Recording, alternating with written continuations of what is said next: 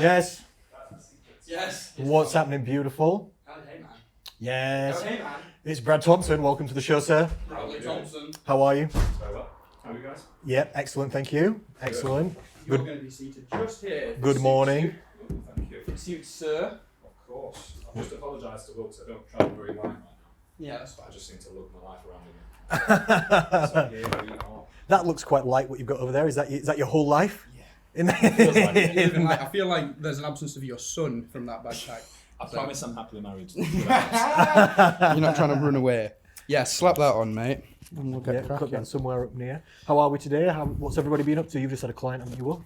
Yeah, I've just had two clients. Two clients in a Very row. Boom, boom, nice. boom. Yeah, I never managed to manage clients and food in the morning. It's one or the other. Like, I can't get up early and eat, so I've just slammed back a breakfast wrap and delayed our 14 podcast. seconds before this. Oh my goodness, yeah. Is it So really- it's only 10:34 a.m. It's We're not bad. 4 minutes on the back burner. you need to leave at 11:30. I do, yeah. Yeah, that's fine. We can He's make a that work. busy man. Yeah. Have you had clients this morning? Two. Oh, Two clients this clients, morning, yeah. oh. And you've bright trained. early, and I've trained. And you trained? Shit. Efficient. He's beating me. This man's on it. Try and be efficient. This man's on it. What you trained? Legs today. Oh God, Very he's done it well. Half-assed, if I'm honest. Why? It's just What, you just did some like, days, you did one glute. yeah, one glute, just half the body, Just half-assed it fully, yeah. literally. Single yeah. leg hip thrust on only one side. What does a leg day involve for you? At the moment, I outsource my programming, so I'm at the mercy of whatever my coach decides to. Who's throw your at me. coach? A guy called Jack Haig, who I really, Okay. he's fantastic. I'd, Online or local? Online. I went Online, through a mentorship a couple of last year. 6 months mentorship, absolutely incredible. And I met Jack. Mentorship in what kind of, like for your own personal training and business or? Yeah. So Lovely. less business side of things and more execution. So without going into the weeds, I was out of the game a bit too long for my liking. You know, I was managing, assessing. Yeah. And then when I went back onto the gym floor, I thought, right, if I'm going to do this again, I want the best possible start. So That's amazing. yeah. So for 6 months, just went into everything, just really geeked out over what it takes to be. What kind of specifics to that? Like the science within training, more the business models, or? Yeah, so the science within training. Sweet. Just every week just blew my mind, whether it were a different topic or it was, you know, exercise mechanics, week 1, week 2. So extensive topics were sort of covered over multiple weeks. But yeah, I'll be honest, the most impactful one for me was the female physiology. Okay. I find that Baffled. interesting. I've been studying that a bit. Yeah, Okay. it's incredible. Yeah. And especially as, obviously, we'll get into it, but I'm a dad, sort of supporting my wife through that entire process. Like a birthing. cutie. But seriously, just that entire, seeing what women are capable of and seeing my wife give birth was just, Yeah, Oh, that's wow, that's okay. got to change you a bit. yeah, that really huge impact on me. 50% of your clients often in it as well, innit? Females, so yeah, you know a bit about them. Yeah, so just understanding, I suppose, how difficult it can be month to month and week to week for them with the changes depending on what age they're at. And, The yeah, feminists crazy. watching this are loving you. You're creating He's some good real looking, fans. he's tall. Yeah. He's Articulate. soft-spoken voice. Here we go. Smooth like White butter, teeth, mate. I notice as well. Yeah, doing well. Here we go. He's also a black coffee man, which I appreciate. Oh. Not many people enjoy the mud like I do, the gravy. I love the mud. Yeah, This is Will's own brew, is it? it's something like that. The instant brew. I ain't got time Yeah, we'll to take it. push buttons and deal I'm with a that milk machine. and force sweetness kind of girl. aren't No, you are. Yeah, you are that kind of girl. I? I'm not ashamed. I know you're not. I'm ashamed that you're not ashamed. To be honest. Oh, that's okay. You can feel it for me. Yeah. You can You carry like my shame for me if drinking you wish. caffeinated pudding is what you like. Ah, you got a knife and fork on it. You nearly could. It turns into a different drink. I don't know how you manage it. It's terrible. Anyway, Bradley Thompson, welcome to the podcast. Is it Bradley, the full version? It is. It's not Bradlington. Much to everybody's disappointment. Bradlington. That's not even a real It might name. be from now on. Bradley. It might be actually. It might be from now on. But no, Brad is fine. Brad is fine. I might write it on the thumbnail of the description of this featuring Bradlington Thompson. Sounds like There's too many syllables It's like in that Paddington name. Bear. It is actually. Yeah, it that's is good, actually, isn't it? yeah. So, Bradlington, tell us a little. So, I've invited you on the podcast because I consider you an esteemed personal trainer, and we've had some brief conversations. Brad's new to my life as well, and I think we're becoming friends. We have some things that are very, very in common, Yeah. which I appreciate. Extremely. Yeah. Like what? What are these things? Oh. Oh, is it Marvel? I know it's going to fucking be Marvel. I read Will's mind. like word for word, answer for answer. We're sat on that sofa over Yeah. there. Tom put a camera in his face. And then he said, right, Brad, tell us what you're passionate about. I said, I'm deeply passionate about Marvel. And I just saw Will's face just It just popped out from the side, like, speak from behind hey Tom. now. Oh, really? So Now? that was good. He That is was good. just. Yeah. And then he pulled Thor's hammer out of his bag. Oh God, if only, mate. You've tried to convince me on Weirdly how enough many for that. occasions that the Marvel, what do you call it? A cinematic What do I call? I don't universe- call it anything. It is called the MCU. Yeah, you call it a cinematic universe, don't you? And you talk to me about the interwoven storylines across flipping characters and timelines. Make some enemies, Connor. Go on. and how this is apparently the collective best piece of cinema ever created. you've tried No, to- I don't think you can be into cinema without fairly giving the MCU a good shot and That's saying like some bullshit if I've ever heard like it. a serious commitment to filmmaking. 100%. It's different, like. Like I don't always want to watch something like that. Sometimes I watched Commando the other day. No, Commando with Arnie. I've Like never just seen this. 80s one-liner movies. Like you're a cool guy. I like you. That's why I'm gonna kill you last. Shit like that. You know, that's a different era. Yeah. And then you look for a different thing in that. But Marvel, we share. We do. Do you have any props? No, but I bought the best man at my wedding. Mjolnir.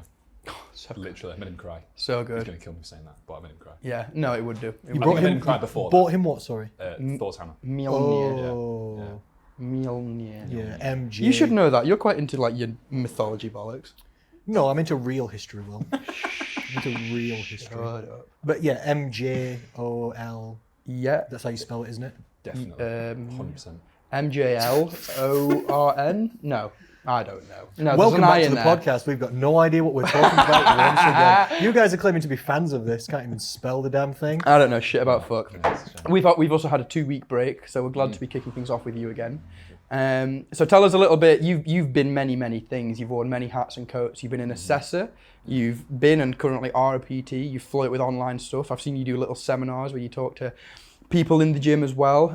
You're a father now as well, and a loyal husband.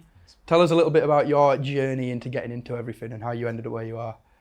From the start, I suppose, vocationally, it was really interesting because my dad always said, go into a career that you enjoy. Like my dad was a That's bricklayer. nice advice. He absolutely loved what he did, like creating that building, and I just sort of fell in love with sport from a young age. So one other, I suppose, string to my bow. I was a black belt in karate at 14, and that was quite nice to have that sort of skill set behind you. Yeah, absolutely. You've got those long legs. I bet you can throw a kick. We try. Yeah. We try. My best years are behind me, Connor. Oh no. But no, ever since then, I fell in love with the coaching aspect, and I've got a lot to thank for my old sensei, Terry Noble, actually. He was the first person who invited me to coach, like especially just young kids as well. I must have been 14, 15.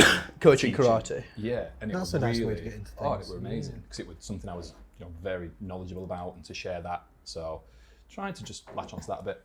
Did some volunteering work at the English Institute of Sport, and that opened a lot of doors for me, especially doing things for free. That's where I suppose the relationships Yeah, people like that. been just providing value. Yeah. And they invited me back, started as a coach, got into the operation side of things, setting things up, setting up events that were amazing, and then flirted with the gym side of things, which I really enjoyed. What do you mean by events? Sorry, like gym events and what? or No, what's that? more like athletics events. Oh, okay. All sorts. I was exposed to a lot of sports from a young age. Like fencing, things that I just Ah. never even considered sports, if I'm honest. Yeah. Not So, on the yeah. more common radar, but Yeah, Yeah, I but they were understand. huge events, saw the passion behind different niches, I suppose. And that was just amazing to have that sort of exposure. And I think that really set in place this methodical brain that I try and have now, like timings, thinking, okay, that needs to be set up by this time, this needs to be done to this standard. Yeah, we spoke about this a bit. You seem to be on it with the the diary kind of side of stuff. We try. I think Yeah. Yeah. Probably when I was 21, I came across a book called The One Thing, which sounds a oh bit... yeah, is it Gary Keller? Yeah, yeah. And that changed a lot of things for me, just like time blocking, because I will flit around quite quickly. I'll try and do as much as I can in an hour. Whereas as soon as I said, right, I've got this, if I can get this one thing done today, that's amazing. And I've got this hour to do it. And then I do it, and I'm like, okay, cool. What's next? Yeah. And then it would just time blocking. Simplify, prioritize. Yeah, very nice. Really just, I found the beauty in simplicity then. And it's very easy. I'm sure you guys will appreciate when you start taking on more knowledge, you start working with more people, your brain's like a pinball machine. That is a good description. It's really difficult. Yeah. So streamlining it, remembering the bigger picture. But yeah, I'm skipping forward a few years, but when I was 24, I said, right, I want to be an assessor. I want to be. Yeah, which I'm a interested personal in trainer. that. That's cool. And it were amazing. Like, set myself that target, and it happened pretty quick. Literally from building relationships. For years, I've had the phrase "you're too nice" muttered to me, and I'll be honest, it does make me quite angry, but I'm quite calm and mellow, so I do just But you're too nice. get on with it. Well, this is what I've heard. Well, Might be making him angry now. you'll Don't never go know. all Bruce Banner on Who him. says never you're too know. nice, and in what circumstances or situations? What does this refer to? For example, if we had a customer complaint at work, I would be the one to diffuse it. I was very, okay, yep, our apologies, we'll take responsibility. Sure. And that was something where other people maybe deemed as too nice, because it's like, well, no, it's their fault as well. I'm like, no, but we have a part to play in this. So I can only put my hand up and say, yep, this is our problem. But yeah, and I always knew it would on the right path, if you know what I mean. Yeah. I've always said, my mum still says it, it's nice to be important, but it's more important to be nice. And that's 100%. Yeah. let's go, Mrs. Thompson. Yeah, wise words from That's the mother. Yeah. That's Yeah. legit. So that's nice. There's That's always nice. that danger in there of being too nice and getting walked over. As long as you're not getting but- stepped on. Well, That's what I was this is gonna it. say. It's kind of that thing of like forgive and forget as well, isn't it? Like you want to forgive, but you don't want to forget to get trodden on again type stuff. You don't want to. But if you're just nice endlessly, like it's one of my rules as well. Actually, is I try and assume that everyone I meet is the smartest and nicest version of themselves. Yeah. Not in a way that leaves me vulnerable, like I'm just like a lapdog, like waiting to get hurt. Yeah. But I just assume that because it's nice for me, because it's nicer to like things than it is to hate things. 100%. If you're going to have to take a perspective. If I'm going to have to just go in somewhere, it's a nice way to Sure. exist. Yeah, it's healthy for me. Sure, I agree. And then with if they this. prove me wrong and they end up being an arsehole, then because you haven't gotten attached, you're not let yourself vulnerable, maybe then sure we switch gears and we be nasty, or more intelligently we just leave it and move on and don't associate it. But I think that's too nice isn't really a thing. That sounds like things that angry people say that don't get their way because they're angry. Sounds accurate. Sounds very accurate. Yeah. And strange that my mum, speaking Mrs. Thompson again, she always used to say, look, you'll always come out smelling of roses. Like, if you fall in the biggest pile of dirt ever, you will come out, you'll be fine. Just because of, I suppose, these deep-rooted relationships that you can build. People always want to help you out because you've done so much for them. And that's not intentional, that's not manipulative at all. That's just a bit of a way to be. It's reciprocal altruism, isn't it? You do for other people, and then they want to do for you in kind of like a natural, semi-karmic, reciprocative kind of way. So yeah, I agree. Yeah. You get what's coming to you. If you're nice to everybody, then people will be nice to you as well. Really, it's what goes around comes around, isn't it? Karma in a nutshell. In maybe a less, I don't know, In a more spiritual kind of sense. a less incorporeal kind of way. Yeah, oh cracky, you're with words fucking today. word. It means to without having physical matter. You had that one in the incorporeal. chamber, didn't you? It's my word of the day. I've got a word of the day board. Looking at your hand, I see. Yeah, I've got it written on the back. You've got toilet Yeah, yeah. paper, word of the day, toilet paper. in your pocket. Oh, yeah. One thing I do like about Brad though is he's a lifer like us. How do we mean? He's been in it since day one. True, you're We're a also career in it. man in the industry. We're in it since day Yeah. one too. We're not fucking changing. Fucking powerful people, you see that? This is it. This is how we do. I always respect that. It's I always hard, isn't it, man, to make a career out of something like that? Yeah. Yeah. Yeah. I mean, I've got, It's hard in some ways, isn't it? But is it harder than being unhappy? Because I don't think it is. I think this, like, every now and then when I'm, like, frustrated with my job or I'm like, oh, I don't have the social capacity to deal with clients or whatever, I zoom out a bit and I'm like, no, I'm fine. Stop complaining. It's fun. It's easy. It's easy when you know what you're doing and you have to put the sheer time in and that can accumulate. But it is genuinely not as hard as going to a 9 to 5 or something like that when you really think about it. True. Yeah. I was going to bounce off that about you saying he's a lifer as well. Yeah, because that's something I appreciate as well and something that I hope to get into more as I get older is the way you've bounced between every element of it, like the multifaceted kind of perspective you must have on the industry was kind of why I wanted you on here as well. Because you have done a lot of the specific stuff you say, like that course, the biomechanics stuff as well. Would you say you have a speciality in the gym itself? No, I may as well be called Jack. Okay. I may as well be called Jack. And that's been a bit frustrating in a sense. I think if I specialise in anything, it's just trying to make things as simple as possible. It's like, it's focusing on, okay, what can we do minimal effective dose I understand. and work from there. That's Because really anything good. else is a bonus. And from a psychological perspective, if we're setting someone 6 days a week, you know, and they're doing four's still cracking. Yeah. Like, but they're going to have that sense of, it's 2 days off my plan this week. Yeah, they think they've only done 2/3 of what they should have done, whereas Yeah. really they've done more than 90% of the entire country. Exactly. Yeah. So I think it's that like mindset shift of a contact of mine calls me like a fitness philosopher, which I've sort of bounced off with my email newsletter because it just try and provoke people's thoughts. Yeah, was that like your pseudonym? I feel No, like I've no, seen it's that somewhere. literally I've done. It's like the name of the newsletter that I Okay. send out every week. And Shout it out online in case people want to follow it. yeah, What is it? so, it's the Fitness Philosophy newsletter. Literally, it's called the Fitness Philosophy Newsletter. Yeah, well, if you're on the link on my bio, basically you can find everything there. Via where? Instagram. Instagram, yeah. Which is what? Thompson Training with an underscore at the end. Thompson Training _. Because someone took Thompson Training. Prick. Unbelievable. Now I'm mad. Arsehole. Now I'm mad. Wherever you are. Can find him. Fuming. He'll karate chop you in half. He's been trained in the arts. But yeah, and I suppose the key thing is trying to teach people how to ask the right questions. Mm-hmm. Because if they can do it themselves, I was having a chat with someone the other day about sort of this generation, maybe 30 to 40 year olds who I suppose they've almost missed the boat a little bit of this technology revolution and Instagram, TikTok, because there's some cracking information out there if you look. And I suppose 30 to 40 year olds are maybe a bit more dismissive of that. And they'd rather someone say, what do I need to do? Yeah, I understand that. So that, you know, teaching them how to ask the right questions is a bit of a passion because you can change. That kind of touches on your communication side of things as well, which I have always thought is something that's super important. Like, anyone can learn from a textbook the science behind the gym, and a lot of people do, and that's why lots of people train and whatnot. But I know a lot of people that are maybe even towards the height of their sport, but they can't coach it for toffee because it's an entirely separate kind of psychology, sociology kind of understanding of things. And that's something you seem to have figured out quite nicely. I think the benefit is I'm not good at many things. Like, genuinely, because I remember seeing about... How do you mean? How is this a good thing? I'm a massive football fan, and there's an old story about Ryan Giggs, where Ryan Giggs is basically trying to teach people how to take free kicks, and Ryan Giggs is one of the greatest Premier League players ever, so he's just wanging these, you know, free kicks in top corner and he's saying, right, do that, turn, lads. And it's not working. And I think Ryan Giggs is at that level. How it just comes naturally. How do you teach that? I understand what you're saying. Whereas me, remarkably average at everything. You're shit at everything. Yeah.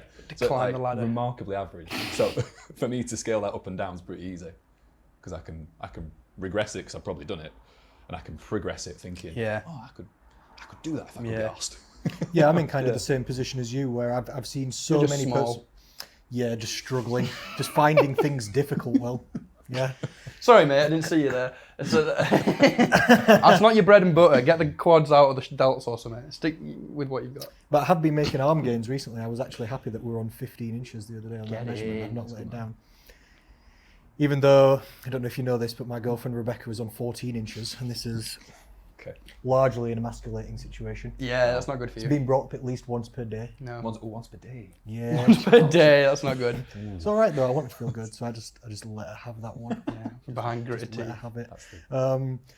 But I felt like one of the things that made me a good personal trainer throughout my career, and kind of a good nutritionist as well in a similar way, is I also wasn't naturally good at training. I was not good at anything a part of it really, not naturally athletic or fit or strong, and also I don't really enjoy training either. So when my clients come and it's not their natural proclivity either, and they also don't like it really or want to be there, I'm like, yeah, I know.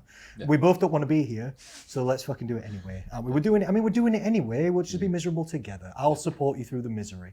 So let's go. Whereas I've seen so many personal trainers come through, they're amazing at sports and they find it all simple, and then when somebody can't do it, they don't understand. This is what you're explaining, isn't it? Why that person can't do it, because it came so naturally to them. I knew one guy who was a bodybuilder and he really loved training, and he would talk to you about training for ages, and he was super knowledgeable. Tried to become a personal trainer and just hated it. And I said to him, yeah, because you're following the wrong you're following the wrong path.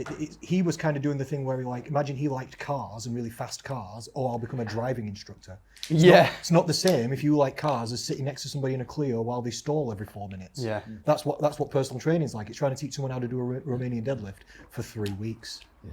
Isn't it? And you're just getting a little bit of a better hinge and a little bit of a straighter spine each time, and you're just noticing those little improvements. You've got to have that patience with it. Patience is one of the biggest parts. It has to be, doesn't it? 100%. Collective coolness under repeated mistakes from clients, things like you say 3 weeks. I know I've spent 2 years teaching a client how to RDL before. You could have been a better coach. Let's be honest. Could have been an option. You could have sent them to me. Couldn't have been an option. And it's funny as well how you see it, the kind of people that it is. Like every client I've ever had that struggles to get technique of stuff, and even when they know it, struggle to make it like a muscle memory type thing. They all work at a bank with numbers. That's like that person. It's funny, which is because I can't do that at all. Like you put me in that situation and I can count to 3. You're saying they're more like mind focused than body focused. Yeah, or something like that, or... but better at that kind of stuff. Yeah, that makes sense.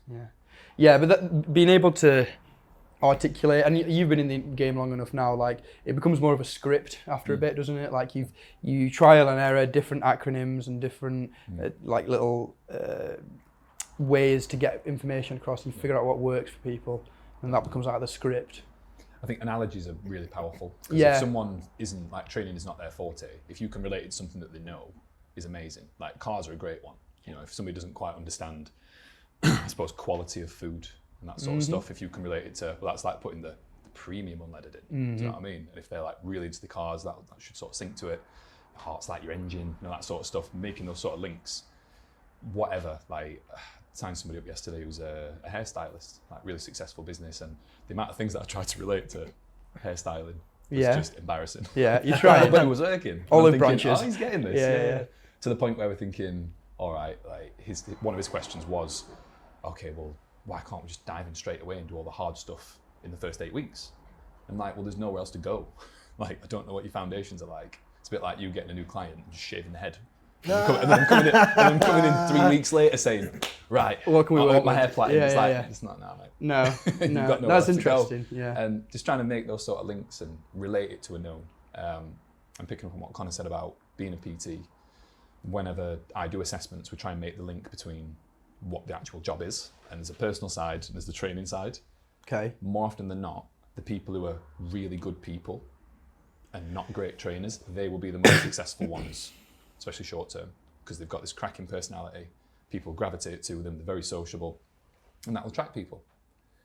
The one who's an out and out trainer, really like intellectual, the one who's super sciencey, but dull as dishwater, they're going to struggle. Yeah. Because it's attracting, getting people to listen, and it's much easier to teach someone how to be a brilliant trainer than it is to change their whole personality. Yeah, 100%. Or just teach them to be expressive. So it's the same in any job role, isn't it? Like you can hire someone that doesn't know what they're doing and teach them how to do it. You can't hire someone that can't be taught. And you've got to have somebody who's in the correct mindset, the correct desire towards it, in it for the right reasons, the correct motivation. Especially with personal training, it's largely a self-employed, self-driven thing. Like even if you get paid, you have to go get your own clients. You have to find them most of the time, most go places. Create money. Yeah, you have to be... Hey, do you want to pay me £35 an hour to do this really hard thing? You're going to hate it. I'm in charge and you're going to do as you're told. And we're going to do it forever. Coach is weird. It's weird. It is weird, isn't it? Yeah. I think about it as well, like in just today's day and age, like it's this culture we've created that makes it necessary. But we should all just be running around being fit and healthy and doing, life. But here we are. What, do you mean actual physical training? Or do you mean...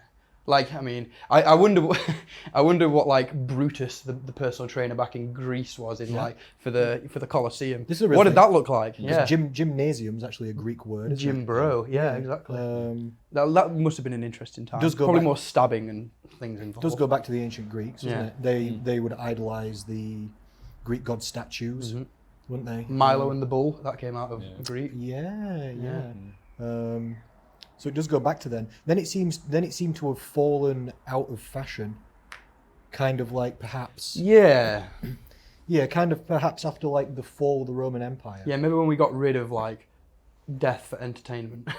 Yeah, because after probably did it, right? It was like the Greeks and the Romans, they were like training and having giant armies, and then it seems to have in history kind of fell out of fashion, kind of like when the Roman Empire went down, then it went to the Dark Ages. Who the fuck's lifting in the Dark Ages? You know what I mean? And then nothing, even during the Industrial Revolution, not much seemed to be going on with training, did it? And then it seemed to start coming back. That's what it's the hierarchy of needs, isn't it? Like, It definitely is, yeah. It's needs taken care of. Imagine if you dropped someone like Ronnie Coleman 200 years ago. They wouldn't think he was human.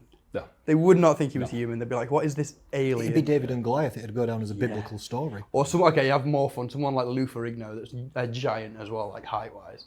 That'd be How crazy. tall's Lou Ferrigno? 6'5". Yeah, he was the biggest bodybuilder ever on stage. Which is fucking cool, isn't it? Yeah. This segues nicely into a recurring question that we have for our PT guests, and one which I'd like to ask you, which is what you think are good qualities to see in a personal trainer or bad qualities, which is especially interesting for you having actually assessed personal trainers. So yeah, maybe take two perspectives for this for us if you could. What about some qualities that are either positive or negative for somebody when you see them just coming through the qualification? Cool. Like what are you looking for a ranked beginner?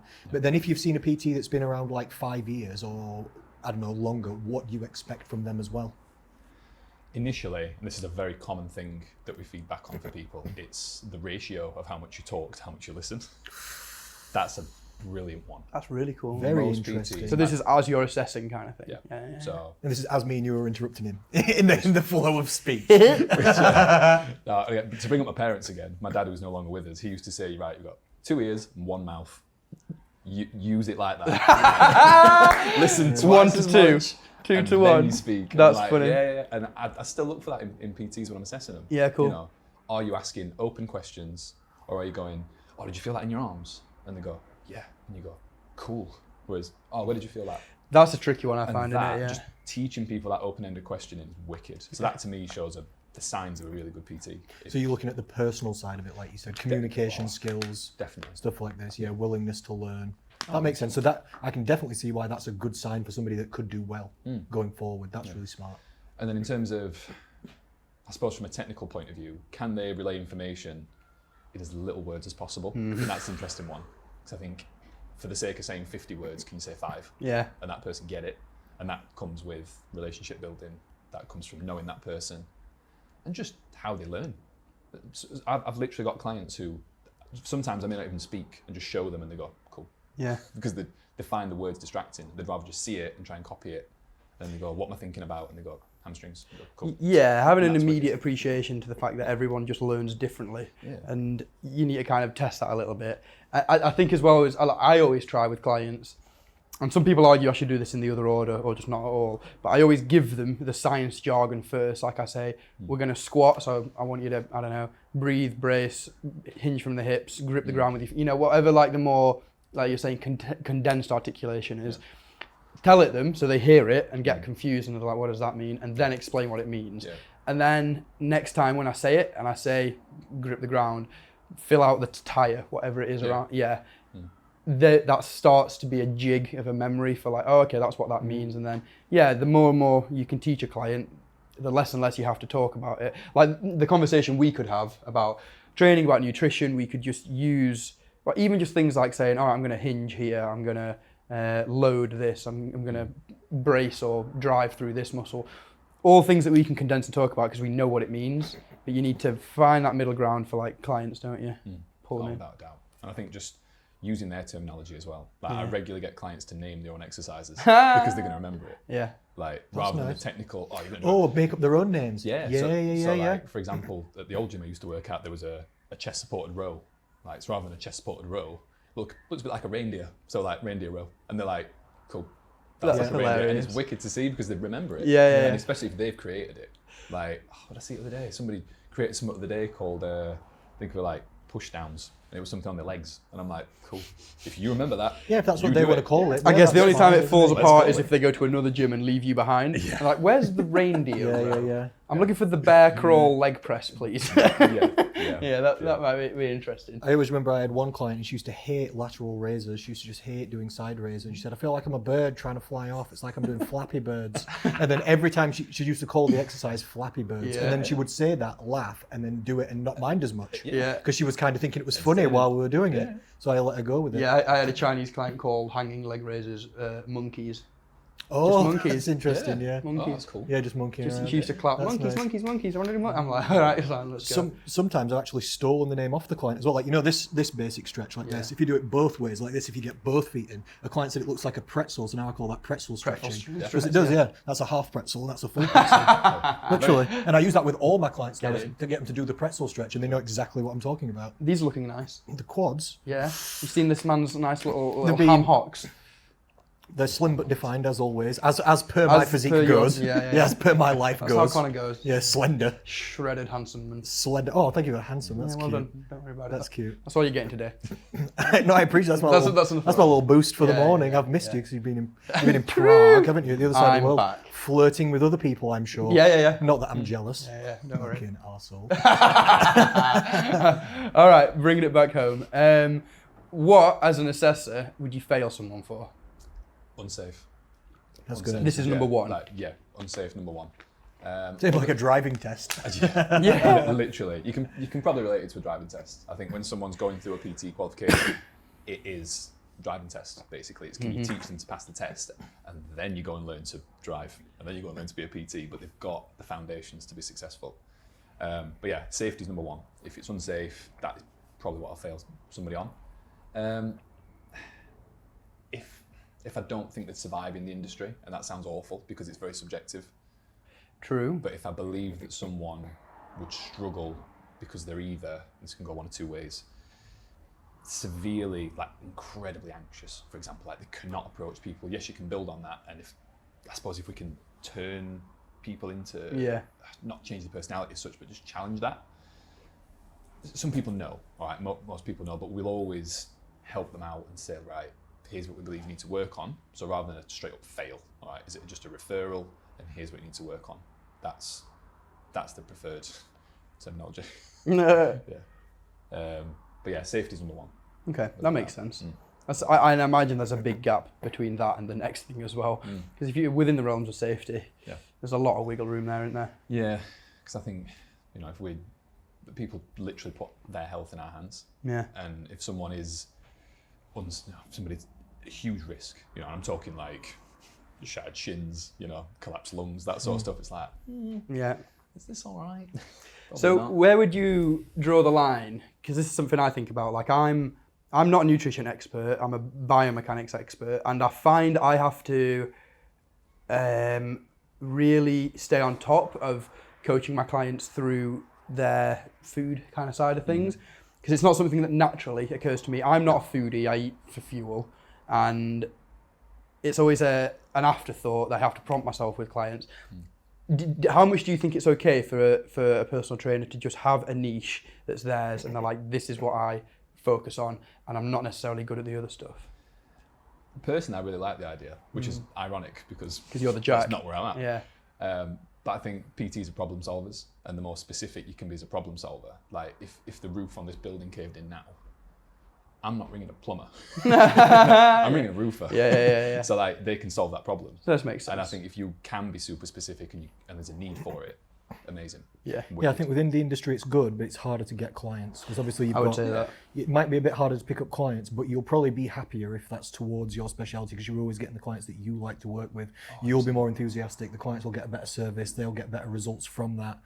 And most of the people that become most famous are usually specialists. Of course. Like that guy, knees over toes. That's his thing. He's so specific that his thing is the knee goes past the toe. That's his speciality. Yeah. It's flipping... Ben, whatever he's called. Yeah. Yeah, I've forgotten. Yeah. He's a good dude. Yeah. But do you understand what I'm saying? Absolutely. Like, or Liver King eats liver. Yeah. I mean, I know it's a jokey Each brand. liver takes steroids. Yeah. Ultimate combo. But you know what I'm kind of saying? I absolutely do. Like, most of the people who kind of get furthest kind of have a speciality. Yeah, in a day-to-day situation, that's just going to make life harder, innit? Like, I know I was slow to pick up clients because of that kind of thing.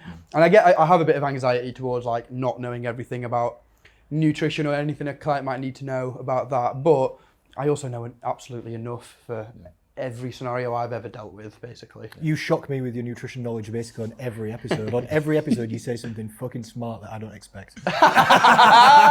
Literally, I bigged you up for it on Not last as dumb as I episode. look, all right? No, I know, that's what I'm saying. I think That's what I'm saying. Well, Beauty and brains. using me as an example, that's it's that ability to adapt and to improvise and figure things out. And there's a point in any education, in any vocation, that you get to where you start not just knowing it, but understanding it. When you understand something, you can just embellish it from there. You can figure things out. You can reverse engineer. And I think that's an important place to be. There's always the due diligence that you've got to do in terms of, you've got to serve your time in the trenches. You have to work with a big variety of clients to figure that out. Like when I must have been 26, 27, and I went, want to work with athletes. All right. Turns out, hate working with athletes. I really hated it. And it was difficult because my ethos wasn't the same as theirs. Very much longevity, and they're like, I just want to move faster. Yeah, I'll take an injury in 5 years. Yeah. But it was Win or die. Yeah, but it was cool. I don't know if you guys have seen the stat on Olympic gold medalists. No. Like the amount of people who they said, right, you're going to die in 5 years, but you get your Olympic gold medal. This number is staggering. No athlete at their nth degree is healthy. People think that like athletes are healthy. No, it's not true. PS has just competed, and in Physique competition is one of the least healthy things you can do. Yeah, So and ironic he was it's called walking fitness. around death for 4 weeks. Looks great, feels awful. Yeah, and then every athlete is just flirting with that line of injury, aren't they, at all times? It's because it's an extreme pursuit just in and of its nature, isn't it? If you're trying to be the best at any one thing. Like you could imagine some kind of like triangle of well-being where there's like performance, health, perhaps there's energy levels, or I don't know, like lifestyle or something. Maybe it's a quadrant, I don't know. But you can see that as you pull towards any one or two of them, others will suffer. 100%. That's like you can't have maximum physical performance with maximum health kind of thing. No. Like because it risks injury and you have to do certain things, so it's your training at the minute is, we've had that short answer, is trying to get results without doing as little as possible, basically. Yeah. Which is very unsexy. It's more a case of, can I train 3 times a week? Yeah. And spend a lot of time with my son and my wife. Be happy, play with him, not be overly sore. Like when I remember the mindset shift in that the actual day when I realised that DOMS was an indicator for progress. And it were a really strange thing for me. Like it's just an indicator. It's I remember thinking, okay, I can chill out. So I can still progress and not. I can Yeah. still move like a normal person, not like a sloth. Yeah. That's Amazing. nice for you. Yeah. I'm happy for you. And that, to tell people that they can still do it, and like my hairstylist client, for example, I've got another hairstylist client. It's like you can go into work and not wince every time you raise your arm. Yeah. Yeah, be shaking trying to lift their arms because they've got to hold them up while cutting hair for 6 hours. And that's quite reassuring for people, sort of knowing that, okay, so you're going to go for a long walk the day after you've trained legs. Yeah. Okay, here's how we apply that reps in reserve principle. Can you just keep 2 reps left in the tank because you're going to move a lot tomorrow. I think that's one of the things that trips a lot of new coaches up as well, is they get nervous about their client's perception of hard work. Yeah. So they just kill them. Yeah. Not necessarily with the right exercises, maybe so with the right exercises, but either way, whether it's the right exercises or not, the intensity just isn't needed when you first start.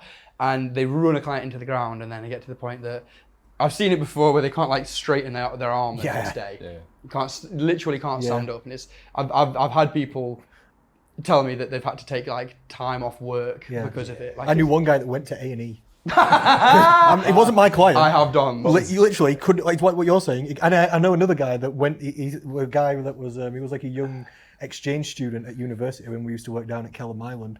He went into the walking centre because he thought he had rhabdomyalgia. You know, where you start peeing out your own muscle. Yeah. Because he'd trained once. I was like, bro. Yeah, one guy couldn't straighten his arms. He actually went to A&E. It wasn't my client. It was somebody else's client. But it's funny. I'm glad you point that out. It's not your client. It's not my client. No, of course. No, because I'm quite cognizant of this. I explained to the client that they have to actually do less than they think they did. For the last 7 years, you did 0 sets. Yeah. So if we do 3 sets today, that's you have to times 0 by infinity to get to 3. Yeah. So you've done infinitely more training than ever before. So we can chill. We're going to do like 3 sets on a plane of movement, like a bit of pushing, a bit of pulling. We'll do a little bit of legs. We'll talk about some food changes. I always make clients understand as well that you might have only just started with me, and say you're like 25 and this is your first time in a gym. It might feel like a new thing for you, and it is, but you're going to be doing it forever. till you die. So don't try and rush it now. You know what I mean? Hope you don't say it like that. Yeah, no, that's exactly what I say. Until death. That's exactly what I say. Yeah. With that look in You're your either going eyes to die as well. at 80 with nice like biomechanics and some grandkids, V-tape or under and a bar. coughing. Yeah, exactly. yeah. We have to widen it out at the top for the tilts. Yes, please. Yes, please. But I think it's important to make people aware of that. Like, yeah, you don't need to rush. It's day one. You're going to be doing it forever. Chill out a little bit. I suppose speaking of intensity as well, I've never publicly spoken about it because I do find it difficult to speak about. So now that I'm on a long form audio, I suppose I can. Please do. I have a huge issue with 8-week and 12-week challenges. I always have done. For sure. I really, really do, because the majority of the time it's, can I get clients in, can I drop the calories, up the intensity? For people who, it's probably not best for them, overall health and overall relationships. That that's what they think this game is. So like every 12 weeks, they push hard and then they back out, but they've never truly built up the foundations. So I do think these 8 and 12-week challenges can do much, much better at pre-screening the people, or just providing the value before the challenge starts and making sure that these people are educated and they have the time to build the foundations. And I mentioned my dad was a bricklayer earlier, and to bring parents into it again, I've seen many a building that my dad built really strong foundations, so that building is never going to fall down, bar a disaster. But too many people have such wobbly foundations, build it up, fall down, and then build on it again. And I'm like, what do you think is going to happen? I think I know what you're saying. I think probably one of the hardest clients that I find is when I get someone who's maybe in their 40s or something, and they've trained a lot before. Like they end up telling me like, oh yeah, I used to do a bit of powerlifting. I've tried like training bodybuilding style, CrossFit, all this, that, and the other. And they put years of effort down the wrong direction, and then their shoulders are screwed. They've like torn 3 things. They don't have any mobility, and they've just compounded on top of this shitness for years. And now it's just got to the point that the amount that we're gonna have to undo. Like if you're crap at everything and you've never tried it before, that's kind of a better starting place than if you've just put all your energy down the wrong direction. It's hard to untrain the wrong habits and actions, I guess, isn't it? The client I've just had this morning, Andy, is a bit of he's not been doing anything wrong before, but he has like, I think he has a torn delt. He had like both knee issues when he started with me, things like this. And we've got it to the point now that he's pretty bulletproof. Like we can squat, bench, deadlift, everything fine, pull-ups. There's no pain anywhere anymore. But like, 3 months worth of like rehab and before we can start just getting strong. It's tedious, isn't it? Oh, but that compared to the rest of your life, like true. You can rush it and you can think, well, it's a big investment, and we forget that about people with coaching. You're voluntarily signing up for hard work. That's true. And it's a lot of awareness, it's a lot of work to do on yourself, and that's where I think the professionalism of our industry I do think we can do better in that sense, because a lot of people see it as like a hobby job. People from the outside can see it as a hobby job, and the second that you come in with an ounce of professionalism, people are shocked. They're like, oh, you really presented this nicely, haven't you? And you go, yeah. It's good for people like us because it's easy. It's quite easy to take over in the industry, or if you're a personal trainer willing to put in effort, you can become the best PT in your gym in 6 months, most likely, if you want. Like you said, you get a good mentor, you get the correct mentor, you learn, you put in effort, you're there daily, you're working with clients, you're committed. You're learning, you're improving, you're putting in the daily grind. You'll become the best trainer in your gym. You can become the best trainer in probably your city or area within 2-3 years. Yeah, as long as I'm not there. If you're ready. I agree with that fully. Shit will away. I love what you said about the 8 to 12 week program thing as well. Most coaches setting these things up have just got different perspective to you. That's all. They're preying on people's desperation, because the clients want an 8 to 12 week fix. They don't want to hear from Will that you're gonna have to do this forever. They think, no, really. I just the sexy option. Yeah, they think until you die, bitch. I just don't want to. This is what they're thinking. They want an 8 to 12 week fix, and then somebody's there confidently offering them an 8 to 12 week fix. And quite rightly, we know it's not usually the correct path to take. Usually the actions that they're going to do are going to be too extreme to be sustainable long term. The chance of rebounds very high, chance of sustainability and continuation very low afterwards. The only way it can go well, in my opinion, like I was advising a personal trainer recently who said that they were thinking about setting up an 8-week program, and I said, yeah, okay, you can do that, but you have to promise me that you have some sort of monthly, ongoing, continued coaching option afterwards. You can join the 8-week blast if you want, and then after we've done the 8-week blast, which will get you, this is how I propose to the personal trainer that they put it to the clients. Yeah. We've got an 8-week blast program. We're going to work hard. You're going to get fast results. The weight's going to come down. The strength's going to go up. And then after, when you've got the motivation from getting maybe a stone off in 8 weeks or something like this, which would be really nice, then we'll move on to something a bit more steadier and more sustainable. As long as you've got an exit plan that's legit. Yeah. 100%. Then it's fine. But the problem is most places don't have an exit plan, and the ones that do are kind of lame, like, like the Cambridge diet and stuff like this. They put people on like 1 meal a day, 500 calories a day, this kind of game. And then they say, yeah, okay, we've got a phase out process. But I've known loads of people go through the Cambridge diet. The phase out process is not good, and most people don't follow it, and the coaching through that process doesn't go well. It's difficult. It's kind of like the same as with the training aspect you said. After they've been doing one thing, it's kind of, in some respects, it's more difficult to then get them to do a U-turn and start learning something else different, new again. Yeah. Why don't we just start with the right shit in the first place? That'd be a good idea, wouldn't it? So it's a bit of a balance of giving people what they want and what they need, because people want that 8-week fix. They don't want it to take 6 months. I need to fix it now because I'm desperate and I'm unhappy. Yeah. So we need to be making sure people are getting these fast results and making them confident that they're getting them, but also backing them up throughout that process with this sustainability and longevity aspect of going through it. Smart. 100%.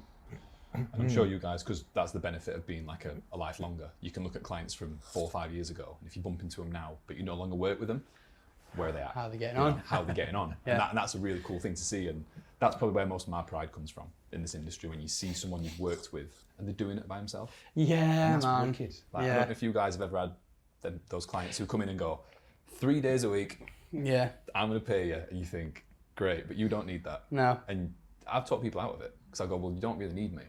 You don't need me. Gets tricky, doesn't it? Yeah. Yeah. You think you don't need me 3 days a week. Like, I'll tell you what, let's do 2. All right. You're gonna get best service possible, and I want you to do 1 session by yourself. And that's a really cool thing. Yeah. To set people that target. Yeah. Yeah, I've definitely had clients before start flirting with the idea of becoming a personal trainer as well, which is fucking cool. Oh yeah. Like, you train someone on this, I've been like, oh, I like this, I can do this. That's one of my favourite things. I've got grandchildren of personal training. Like, I've had a client who's Yeah. become a personal trainer, and then that personal trainer's had a client who's become another personal trainer. Connor, you're doing it, mate. It's generational change. You've already left a That's how mark. we do it. Let's go. Yeah, Well done. it spreads Well out. done. It spreads out. You're doing it probably more than you actually would even ever find out about with your assessing. You're the guy that's actually setting people off on the journey. So you've probably created more personal trainers and given people more motivation, and then more downstream positive impacts flowing from that than you could probably ever realize or get that feedback. That's hurt my head a little bit. That I feel like there's unknown grandchildren just fluttering around. Yeah, you think you've got one That's child. literally- He's been spreading no, his no. fitness seed wildly. Seeds hasn't he? everywhere. Hasn't he? Sowing the seeds of love. Yeah, and you're not an arsehole, which I'm sure thanks, these mate. people appreciate. Yeah, No, yeah, thanks, yeah. I appreciate that. It's easy for an assessor to just be a prick, innit?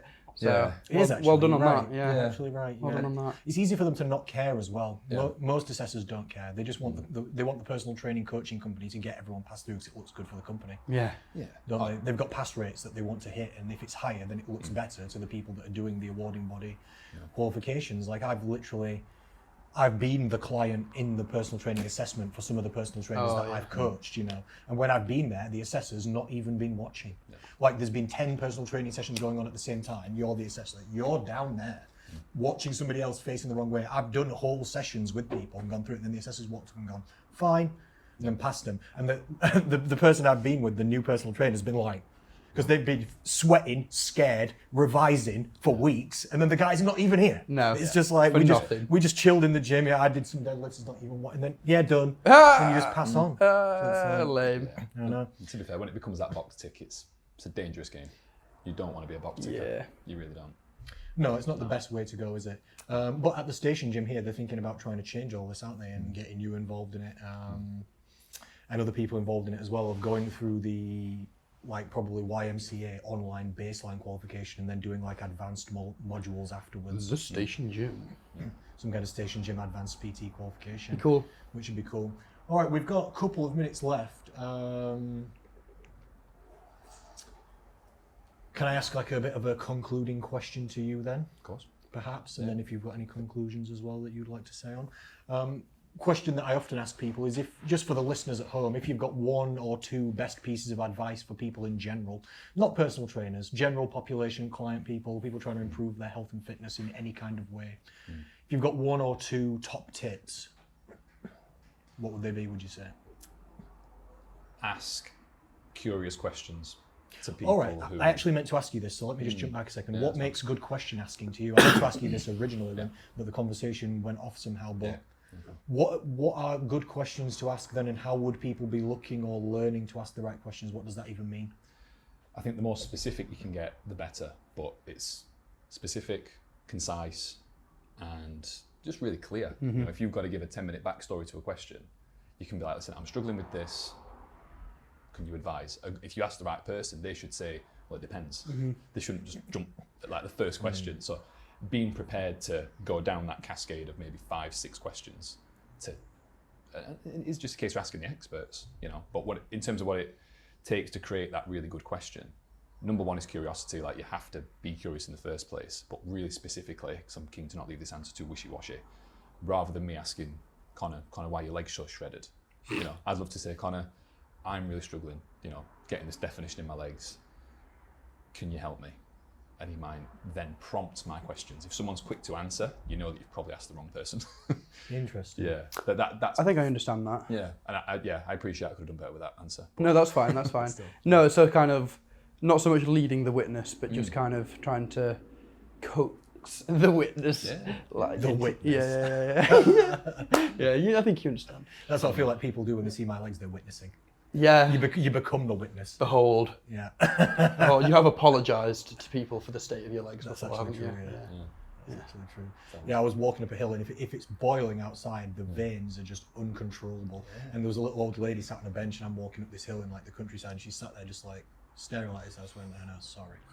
Kept walking because the veins are like, I'm like, so it's kind of weird. Just illegal I'm not even sure behaviour. if it's a good thing, to be honest. Fucking yeah, it is. Yeah. Do you know why it is? Because no one else has it. It's just the amount of blood supply that's required to generate this kind of power, bro. You've just got no All right, idea. now you need to chill out. Just got Now you need to idea. calm down. You just got no idea. You're still small, all right? The VO2 max required that's just for the power that I contain. You just wouldn't know anything about it. I wouldn't know anything about veins, that's for That's what sure. I'm saying. Yeah. You're all well contained. I'm I'm not a paper cut away from death. No, that's true, yeah. Sometimes I do worry walking through the woods. Little slices. Yeah. It's like holding a hose pipe at the wrong end. You do have that Greek god aesthetic of just shreds everywhere with a right tiny penis. I don't deny. I don't deny. Oh dear. That is what they used to do on the statues, isn't it? Yeah. A big penis was considered grotesque and beastly. Yeah, it was. It was.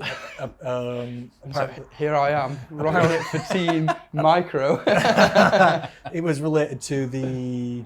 What did they call them? Like the Gauls and the barbarians. Yes, It was yeah, a supposed bit to of be brute, like. Innit? Yeah, barbarian. But do you know who's decided that? Some Some guy with a small cock. Some small dick scorpion. Exactly. This is some insecurities that are like getting put out through art. This is not a beauty, real guys. thing. This is beauty. Yeah. That's what it looks This like. is what it should be. I'm going to like, say, said the guy. some pusillanimous. Oh yeah, pusillanimous. Do you know this? The Do word. you know to insult someone by telling them they're a pussy? It sounds like sexist and whatnot. It's got nothing to do with the female reproductive I system. don't know if these two words are related. You know. I don't know if- Pussy is short for pusillanimous, which in, I think it was ancient Greek, means to be a coward. Yeah, it means to be. It means to be unbrave. isn't it, Yeah, basically, pusillanimous. I don't know if that's related to actually calling someone a pussy though. It's don't my know if that's argument, the- so I don't sound sexist anyway. Yeah, it works. That's what I tell I people. mean, it works. You could do it because Reinventing the definition. pusillanimous is P-U-S-I, so you could be Yeah. calling it with an I rather than an S-S-Y.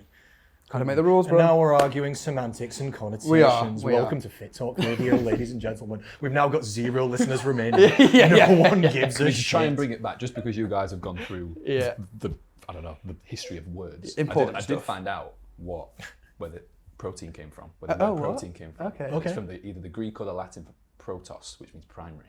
Oh, As in interesting. Bring the it most back. important thing. Bring it back. Interesting. Primary. You said you had 2 pieces of advice then. The first one was ask good question. What's the second one? On the spot. Take the plunge even if you're scared. Oh, very good. And I think, yeah. Well surmised, Yeah, sir. which I speak to many people who are very anxious about coming to a gym, and thankfully a place like the station is amazing because everybody's welcoming, everybody's warm. And just try out different gyms, you know, and get a day pass and try it out. The vibe, the initial vibe is really important. Yeah. You know, rather than just going, right, signed up for a year. Yeah. You know, let's go, and then you become a statistic. You know, we don't want that. We want people to come to the station in particular and fall in love with what we do. I think that's beautiful. Yeah. Yeah, I think just conclude that everyone in the gym, outside of a few little small pusillanimous, has been the person that's new to the gym for the first time and has been anxious and has climbed the mountain and has bled the blood and has sweat the sweat and understands the pain and turmoil that you now have lying ahead of you. So they're just going to be nice. And if you're in constant pursuit of education and the effort of just showing up is happening, there is no option for failure. If those two things combine, and you can't skirt around that, it needs to be very much those two things. You're trying to learn more and you're putting in the effort. If you just do those two things and add consistency, bing bang bosh, done. Beautiful. Yeah, showing a lack of courage or determination. Go again. AKA timid. Wow. That guy's French as fuck. Is he? Is pusillanimous. Hilarious. Well, today's guest, Bradley Thompson, thank you for coming on the podcast. We appreciate it. You've got wise words and a kind face, and you're smart and you have things to say. So we appreciate your time. What have you got on for the rest of the day now? Truthfully, do you want me to answer this? Yeah, go on. I'm going to a funeral. Oh, So fun. I'm really, really sorry to end on that note. That's a fun one, mate. Well, Yeah, I hope it's yeah. a nice service Yeah, and it's peaceful for you. Yeah. Celebration of life. Eh? Exactly. Yeah, this is it. More than This is it. anything else. Yeah. Thank you, dude. Yeah, Lots thank of you, love. gentlemen. That was a lovely conversation. Take care, people. Thank you for Thank you listening. very much. Pip, pip.